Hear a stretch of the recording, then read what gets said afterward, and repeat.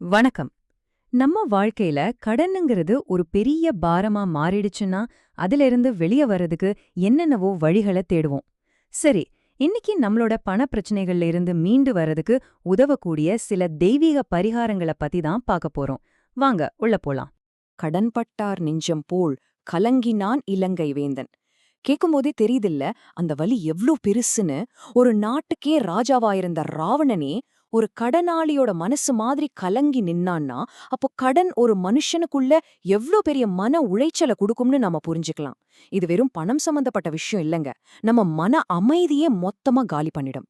கடன் பிரச்சனையில மாட்டி தவிக்கும்போது இந்த உலகத்திலேயே நாம மட்டும் தனியா இருக்கிற மாதிரி ஒரு ஃபீலிங் வரும் இல்லையா? ஆனா உண்மை என்னன்னா, இது நிறைய பேர் சந்திக்கிற ஒரு பொதுவான அனுபவம் தான். சில சமயம் இதுல இருந்து தப்பிக்கவே முடியாதோன்னு கூட தோணும். ஆனா நிச்சயம் அதுக்கு வழிகள் இருக்கு. இந்த கடன் சுமை ஒருத்தர கடைசி எல்லைக்கே கொண்டு போயிடும். சும்மா இல்ல, நம்ம முன்னோர்கள் இத பிறவி பெருங்கடன்னு சொல்லியிருக்காங்க. அதாவது நம்ம பிறப்பே ஒரு கடன் மாதிரி. அப்போ இது எவ்வளவு தீவிரமான பிரச்சனைன்னு முதல்ல நம்ம புரிஞ்சுக்கணும். சரி, இப்போ இந்த கடன் பிரச்சனைக்கு ஜோதிட ரீதியா என்ன காரணம்னு பாப்போம். ஜோதிடம் இத ஒரு தனிப்பட்ட தோல்வியா பார்க்கல. அது என்ன சொல்லுதுன்னா, இது கிரகங்களோட நிலையால வர்ற ஒரு தற்காலிக ஏற்றத்தாழ்வு தான். அதை நம்ம சரியா புரிஞ்சுக்கிட்டாலே போதும், சரி பண்றதுக்கான வழிகளையும் கண்டுபிடிச்சிடலாம். வேத ஜோதிடத்துல ஒருத்தரோட ஜாதகத்துல 6ஆம் வீடுன்னு ஒன்னு இருக்கு. அதுக்கு பேரு ருணஸ்தானம். ருணம்னா கடன் அர்த்தம். சோ இந்த 6வது வீடு தான் ஒருத்தருக்கு கடன், நோய், அப்புறம் எதிரிகள், இந்த 3 முக்கிய சவால்களுக்கும் காரணமா அமையுது. அப்போ கடன் ஏற்பட முக்கியமான ஜோதிட காரணங்கள் என்னென்ன? 1, ஒருத்தரோட 6வது வீட்ல கிரகங்கள் சரியா இல்லாம இருக்கிறது. 2, குடும்ப செலவுக்காகவோ தொழில் செய்யவோ இல்ல உறவினர்களுக்காகவோ கடன் வாங்குறது. 3, பிசினஸ், பங்குச்சந்தை இல்ல சூதாட்டம் மாதிரியான விஷயங்கள்ல பணத்தை இழக்கிறது. அது மட்டும் இல்லாம சனி, புதன், ராகுகேது மாதிரியான கிரகங்களோட கோச்சார நிலைகள் சரியில்லாம போறதும் ஒரு முக்கிய காரணம். காரணங்களை எல்லாம் பார்த்துட்டோம். ஆனா இதோட நிறுத்திடக்கூடாது. இப்போ ரொம்ப ரொம்ப முக்கியமான பகுதிக்கு வந்திருக்கோம். அதாவது இதுக்கான தீர்வுகள், நிவாரணம் தர்ற பரிகாரங்கள். இதெல்லாம் வெறும் மூட நம்பிக்கைன்னு நினைக்காதீங்க.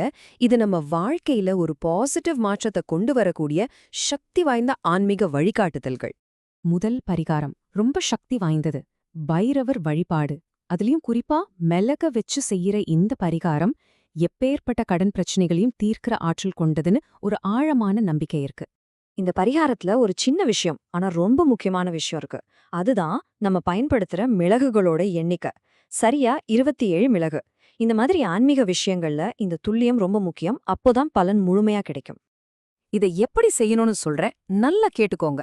முதல்ல 27 மிளகை எடுத்து ஒரு வெள்ளை துணியில ஒரு சின்ன மூட்டையா கட்டிக்கோங்க. அன்னைக்கு ராத்திரி தூங்க போறதுக்கு முன்னாடி அந்த மூட்டைய உங்க தலையணைக்கு அடியில வச்சு தூங்கணும். மறுநாள் காலையில அந்த மூட்டைய கோயிலுக்கு எடுத்துட்டு போய் பைரவர் சந்நிதியில ஒரு அகல் விளக்குல நல்லெண்ணெய் ஊத்தி இந்த மிளகு மூட்டைய திரியா பயன்படுத்தி தீபம் ஏத்தணும். இத செவ்வாய் அல்லது வெள்ளிக்கிழமைகள்ல தொடர்ந்து 9 வாரங்கள் செஞ்சுட்டு வந்தீங்கன்னா கடன் தொல்லைகள் சீக்கிரமே தீரும். அடுத்த பரிகாரம் நம்ம எல்லார் வீட்லயும் இருக்கிற ஒரு எளிய பொருள்தான், கல்லுப்பு. ஆமாங்க, கல்லுப்புக்கு நெகட்டிவ் எனர்ஜியை விரட்டி கடன்களை கரைக்கிற சக்தி இருக்குன்னு நம்பப்படுது. ஆனா இந்த பரிகாரத்தை செய்யும்போது நேரம் ரொம்ப ரொம்ப முக்கியம். எப்போ வேணாலும் செய்யக்கூடாது. அதாவது குறிப்பிட்ட ஹோரை நேரத்துல செய்யணும். ஹோரைனா ஒவ்வொரு நாளும் குறிப்பிட்ட கிரகத்தோட ஆதிக்கம் அதிகமா இருக்கிற நேரம். அதன்படி புதுசா கல்லுப்ப வாங்கணும்னா வெள்ளிக்கிழமை சுக்கிரஹோரை நேரத்துல வாங்குங்க. பரிகாரத்தை செய்யறதுக்கு செவ்வாய்க்கிழமை செவ்வாய் ஹோரை தான் பெஸ்ட். இந்த ஜோதிட நேரங்களை பின்பற்றினா பரிகாரத்தோட பலன் பல மடங்கு அதிகரிக்கும். சரி, இதை எப்படி செய்யணும்னு பார்க்கலாம். உங்க பூஜை அறையில ஒரு மஞ்சள் துணியில சரியா 3 கைப்பிடி அளவு கல்லுப்ப வைங்க. உங்க கடன் பிரச்சனைகள் எல்லாம் தீரணும்னு மனசார வேண்டிக்கோங்க. அப்புறம் அதை ஒரு மூட்டையா கட்டி மகாலட்சுமி தாயார் படத்துக்கு பக்கத்துல வைங்க. ஒரு வாரம் கழிச்சு அடுத்த செவ்வாய்க்கிழமை கரெக்டா செவ்வாய் ஹோரையில அந்த உப்பை எடுத்து சுத்தமான தண்ணியில கரையுங்க. அந்த உப்பு கரையும் போது உங்க கடன்களும் அப்படியே கரையணும்னு மனசுல நினைச்சுக்கிட்டே இருங்க. கடைசியா அந்த தண்ணிய யாரும் கால் படாத இடமா பார்த்து ஊத்திடுங்க. இதோட சேர்த்து இன்னும் சில சின்ன சின்ன பரிகாரங்களும் இருக்கு. கண் திருஷ்டி நீங்கிறதுக்கு மிளகையும் உப்பையும் உங்க வீட்டை சுத்தி நெருப்புல போட்டுடலாம். வியாழக்கிழமை அன்னைக்கு குங்குமம் வாங்கி அத வெள்ளிக்கிழமைகள்ல அம்மன் கோயிலுக்கு கொடுத்துட்டு வந்தா அம்மனோட அருள் கிடைக்கும். இத தொடர்ந்து 11 வாரம் செஞ்சா ரொம்ப விசேஷம். இந்த பரிகாரங்கள் மட்டும் இல்லாம குறிப்பிட்ட சில தெய்வங்களை வழிபடுறதும் நம்ம கடன் சுமையிலிருந்து மீண்டு வர்றதுக்கு ரொம்பவே உதவும். அவங்க யார் யாருன்னு இப்ப பார்க்கலாம். திருவாரூர் அல்லது திருச்சேரையில இருக்கிற ஸ்ரீ ருண விமோச்சன லிங்கேஸ்வரரை திங்கட்கிழமைகள்ல வழிபடுறது ரொம்ப நல்லது.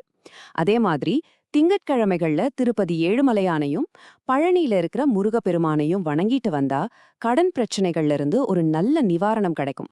நாம இதுவரைக்கும் பார்த்த இந்த பரிகாரங்களையும் வழிபாடுகளையும் முழு நம்பிக்கையோட செஞ்சுட்டு வரும்போது நிச்சயமா நமக்காக ஒரு புதிய விடியல் காத்துக்கிட்டு இருக்கு. கடனாளியாக எழுவதை விட பட்டினியாக உறங்குவது மேல்னு சொல்லுவாங்க. இத பார்த்து பயப்பட வேண்டாம். இத ஒரு எச்சரிக்கையா பார்க்காம பண விஷயத்துல சுதந்திரமா இருக்கணுங்கிற ஒரு உந்துதலா எடுத்துக்குவோம். முக்கியமான விஷயம் என்னன்னா, அதுக்கான முதல் அடிய இன்னிக்கே எடுத்து வைக்கிறது தான். இந்த பரிகாரங்களை முழு நம்பிக்கையோட விடாமுயற்சியோட செய்யும்போது அது கண்டிப்பா கடன் இல்லாத ஒரு அமைதியாத வாழ்க்கையை நோக்கிய பாதையை நமக்கு திறந்துவிடும். அதுல எந்த சந்தேகமும் வேண்டாம். சரி, உங்க நிதி அமைதிக்கான அந்த பாதையில முதல் அடியை எடுத்து வைக்க நீங்க தயாரா?